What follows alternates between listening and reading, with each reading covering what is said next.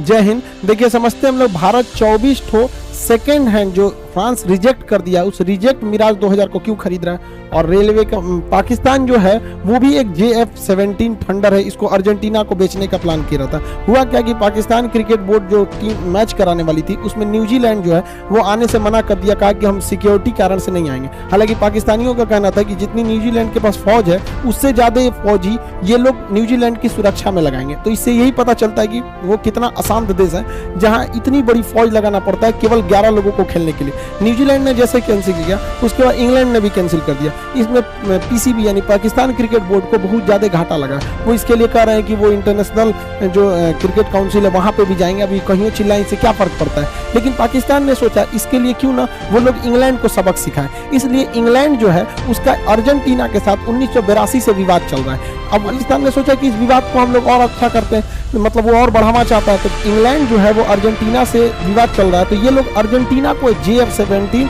जो थंडर है चाइना के साथ इन लोगों ने मिलकर बनाया। हालांकि ये बहुत एडवांस नहीं है, इतना ही एडवांस रहता तो चाइना के पास ये क्यों नहीं है। ये पाकिस्तान को थमा दिया है चाइना की, लो इसी झुंझुना से खेलते रहो। हालांकि ये उतना एडवांस नहीं है, हाँ नया प्रोडक्शन है, प्रोडक्शन लाइन में नया है, इस वजह से थोड़ा सा वर्किंग में इसका फाइननेस थोड़ा ज़्यादा है। तो ये 5000 करोड़ की डील थी। पाकिस्तानियों ने पूरा ढिंडोरा पीट दिया कि हम 12 ठो जहाज बेचेंगे, 5000 करोड़ आएगा। तो उनके लिए 5000 करोड़ रुपया बहुत ज़्यादा है। हमारे यहाँ तो नेता इतना हर साल घोटाला करके लूट देते हैं सब। तो वो ऐसे हल्ला किया, इतना हल्ला किया कि अर्जेंटीना को आके कहना पड़ा कि हम आपसे नहीं खरीद रहे हैं JF-17। अब सोचिए किसी देश की मीडिया को कितना शर्मिंदा होना पड़ेगा कि उसका देश पूरा हल्ला कर रहा है कि हम ये जहाज बेच रहे हैं और वो देश कह रहा है कि हम नहीं खरीद रहे हैं। अब ये अर्जेंटीना और इसके साथ विवाद इंग्लैंड का बहुत पुराना है, 1982 से। साल में नक्शा के बैच में साउथ अमेरिका पढ़ा है, तो ये अर्जेंटीना के पास एक द्वीप है, ये देश है अर्जेंटीना। दुनिया में दूसरे सबसे ज्यादा यहूदी अगर इजराइल के पास बात कहीं रहते हैं तो अर्जेंटीना में। तो अर्जेंटीना के पास ये छोटा सा द्वीप है जिसका नाम है फॉकलैंड।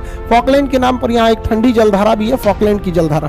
तो इस पर अधिकार है ब्रिटेन का। अब यहाँ से ब्रिटेन यहाँ पर कैसे अधिकार किया है, तो यहाँ पे इस आइलैंड पर उसका शुरू से कब्जा है। अब ब्रिटेन का तो यहाँ डिगो गार्सिया पर भी कब्जा है यहाँ पर, क्योंकि उसने भारत को आजाद किया, डिगो गार्सिया को नहीं किया। फ्रांस का यहाँ रियूनियन द्वीप पर अधिकार है। तो ऐसे बहुत सारे लोग पे सब बहुत कब्जा करके रखा है। तो 1982 में अर्जेंटीना ने क्या किया, इस पर युद्ध कर दिया और कहा कि ये मेरा होगा। तो अर्जेंटीना ने यहाँ पे सोचा कि इंग्लैंड को वहां से यहाँ आने में बहुत समय लगेगा, लेकिन गड़बड़ हो गया। इंग्लैंड की उस समय की प्रधानमंत्री मार्गरेट थैचर थी, जिन्हें आयरन लेडी भी कहा जाता है। उन्होंने पूरी तरह से ढो दिया यहाँ पर आके और अर्जेंटीना को हार का सामना करना पड़ा। और तब से लेकर आज तक फॉकलैंड द्वीप पर इंग्लैंड का ही अधिकार है। हालांकि इसके बाद इंग्लैंड ने वहाँ रेफरेंडम यानी जनमत संग्रह भी कराया था और वहाँ के लोगों ने पूरी बहुमत के साथ कहा कि हम लोग इंग्लैंड के साथ ही रहेंगे। तो इसी द्वीप को लेकर अर्जेंटीना और इंग्लैंड के बीच में विवाद है। इंग्लैंड चाहता नहीं है कि अर्जेंटीना की आर्मी डेवलप हो, इसलिए वो कोई भी देश अगर अर्जेंटीना को हथियार बेचता है तो इंग्लैंड उसके ऊपर प्रतिबंध लगाता है, कहता है कि हमारे से रिश्ते खराब हो जाएंगे, इस टाइप के होने लगते हैं। तो अर्जेंटीना का एयरफोर्स और आर्मी बहुत कमजोर होती है। तो आज भी इस फॉकलैंड द्वीप पर इंग्लैंड का अधिकार है। मार्गरेट थैचर को आयरन लेडी के नाम से जाना जाता है। हालांकि 1982 में ये युद्ध हुआ, फॉकलैंड की युद्ध, बहुत जल्दी इंग्लैंड इसको जीत गया। अब अर्जेंटीना जो है वो इसी देश से अगर टैंक खरीदने जाएगा तो इंग्लैंड उस पर कहता है कि अगर उसको बेचेंगे तो हमसे रिलेशन खराब होगा। इस वजह से अर्जेंटीना की एयरफोर्स बहुत ही कमजोर हो गई। तो उसको चाहिए था एयरफोर्स के लिए लड़ाकू जहाजें। अब कोई देश तैयार नहीं, अमेरिका, ब्रिटेन, फ्रांस, ये सब एक दूसरे के एलाइज हैं, ये देने को तैयार नहीं थे। अब रसिया जो है वो इसको दे सकता है, बट इन लोग बहुत ज्यादा संख्या में खरीदेंगे भी नहीं। तो इसलिए इन्होंने पाकिस्तान से JF-17 खरीदने की बात कही, लेकिन पाकिस्तान को अड़ंगा लगा दिया इंग्लैंड ने, क्योंकि पाकिस्तान ने जो JF-17 जहाज बनाया है उसमें जो इजेक्शन सीट लगी है, ये इजेक्शन सीट भी इंग्लैंड ही बनाता है। और दुनिया में 90% जितने जहाज हैं उसमें इजेक्शन सीट इंग्लैंड ही बनाता है। इस इजेक्शन सीट के नीचे रॉकेट लगे होते हैं। कभी भी इमरजेंसी में जहाज में पायलट को निकलना होता है तो इस इजेक्शन सीट के ऊपर ये हुक होता है। ये जैसे ही ये रॉकेट ब्लास्ट करता है, नीचे से हुक खींचेगा तो इस रॉकेट में ब्लास्ट होगा और ये ऊपर का शीशा तोड़ देता है। ये ऊपर जो शीशा लगा होता है उसको तोड़ देता है और तेजी से फेंकता है पायलट को, और पायलट ऊपर जाता है। इस इजेक्शन सीट के पीछे पैराशूट लगे होते हैं, सब चीज ऑटोमेटिक होता है, बस इजेक्शन सीट खुलेगा और पायलट ना आराम से बच जाता है। हजारों लोगों की जान इन्होंने इजेक्शन सीट से बचाई है। तो जो भी देश अगर इंग्लैंड अर्जेंटीना को जहाज बेचता है तो इंग्लैंड की कंपनी कहती है कि भाई उस देश को बेचोगे तो हम इजेक्शन सीट ही नहीं देंगे। अब इसमें फंस गया पाकिस्तान के पास। तो चाइना कह रहा है कि हम अलग से इजेक्शन सीट बना देंगे, तो अर्जेंटीना कह रहा है सोच रहा है आप चाइना का इजेक्शन सीट लेंगे और तो आधा से ज्यादा फंस जाएगा, उसके पायलट की जान जा सकती है। अतः ये भी डील रद्द होता दिख रहा है। रही बात भारत की, तो भारत फ्रांस के साथ 24 सेकेंड हैंड भी नहीं है, फ्रांस की जो सेना है, वायुसेना, वो अपने बेड़े में से 24 ठो मिराज 2000 जहाजों को रिटायर करके अब हटा रही है स्क्रैप पार्ट में। तो भारत उसे खरीद रहा है। भारत अभी दुनिया में लगभग 600 मिराज जहाजें बनाई गई हैं। भारत इस मिराज जहाज़ों को खरीद रहा है क्योंकि भारत के पास भी मिराज जहाज पहले से थे।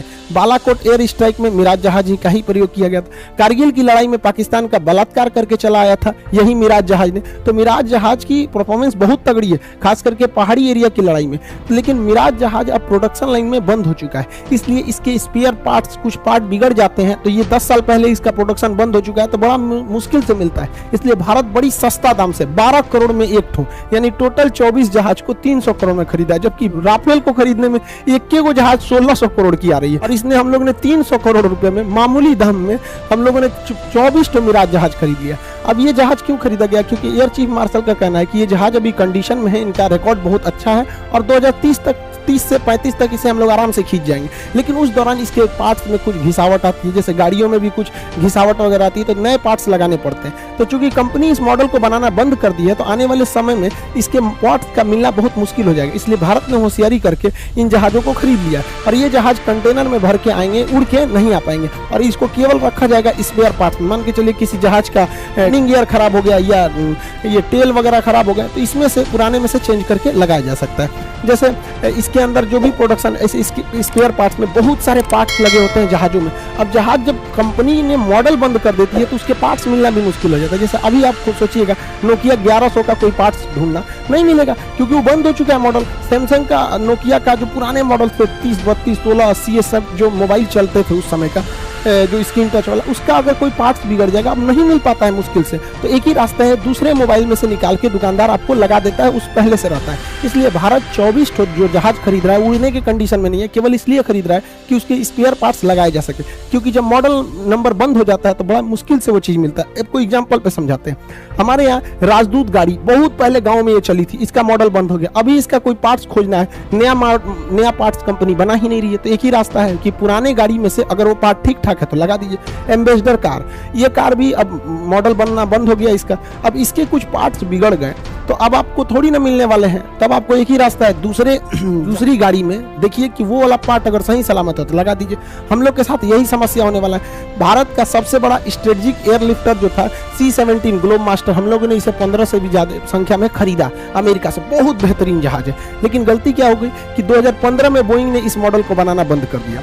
अब देखिए 2015 में इसको जब बंद किया गया, तो अभी तो इसके पार्ट्स इजीली अवेलेबल हो जाएंगे, क्योंकि दुनिया में बहुत देशों के पास ये जहाज अवेलेबल। लेकिन इन जहाजों की लाइफ काफी लंबी होती है, 50 साल 60 साल ये लोग चलते हैं। तो आप सोचिए, अभी 2015 में बंद हुआ है, लेकिन 2050 में अगर इस जहाज की हमको कोई पार्ट्स की जरूरत पड़ी, सपोज कि इसका साइड का ये विंगलेट उड़ गया हो, या फिर एक इंजन में प्रॉब्लम आ गया, कोई एक पार्ट्स बिगड़ गया, तो आने वाले 50 साल में कंपनी थोड़ी ना उतना बना के बची रहेगी। बोइंग तो कह दी कि भाई मॉडल ही बंद हो गया, अब बड़ी मुश्किल से मिलेगा, या फिर 2 महीना वेट कीजिए। 2 महीना वेट कीजिएगा तो 2 महीना इसको ग्राउंड करके रखिए। तो वही कंडीशन, तो भारत आगे भी यही करेगा। क्या करेगा कि अगर कोई देश अपना C-17 को अगर रिटायर करेगा, तो भारत उसको कबाड़ के तौर पे खरीद लेगा कि इसमें से निकाल के उसमें कस देंगे। इसी को कहा जाता है देसी जुगाड़।